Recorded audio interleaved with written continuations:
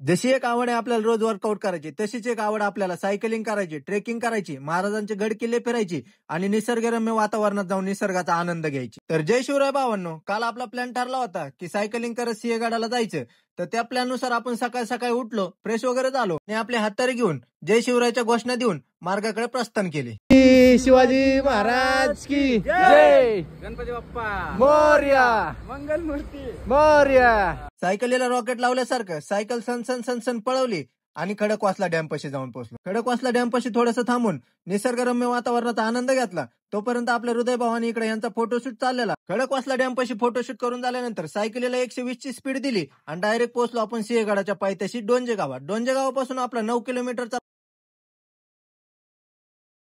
तसं पण आज आपलं हिल वर्कआउट होता. आज हिल वर्कआउट प्रॉपर झाल्यासारखं वाटतंय. मस्तपैकी सायकली पार्किंग मध्ये लावल्या आणि गड एक्सप्लोर करायला चालू केलं. सिंहगडाचे पूर्वीचे नाव कोंढाणा असे होते. 1670च्या लढाईमध्ये शूरवीर सुभेदार तानाजी मालुसरे यांनी मोठा असा पराक्रम गाजवून कोंढाण्याला स्वराज्यात सामील केले आणि आपल्या महाराजांची इच्छा पूर्ण केली. गडावर बघण्यासारखं आणि सांगण्यासारखं खूप काय आहे, पण या छोट्याशा ब्लॉग मध्ये तुम्हाला जास्त काही सांगू शकत नाही. म्हणून आपल्या युट्यूब चॅनलवर आपला मोठा व्हिडिओ येणार आहे. त्याच्यासाठी आपल्या युट्यूब चॅनलला सबस्क्राईब करून ठेवा.